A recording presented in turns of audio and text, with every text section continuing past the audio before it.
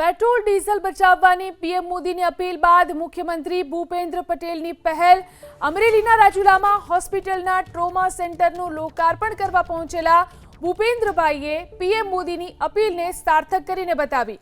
સામાન્ય રીતે મુખ્યમંત્રીના પ્રવાસમાં 10 કરતાં વધુ વાહનોનો કાફલો જોડાયેલો રહેતો હોય છે। તેના બદલે ભૂપેન્દ્રભાઈ પટેલ માત્ર 2 કાર સાથે રાજુલા પહોંચ્યા હતા।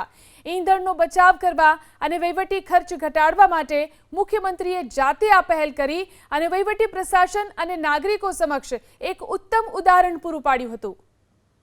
અમરેલીના રાજુલામાં હોસ્પિટલના ટ્રોમા સેન્ટરનું લોકાર્પણ કરવા પહોંચેલા ભૂપેન્દ્રભાઈએ પીએમ મોદીની અપીલને સાર્થક કરીને બતાવી।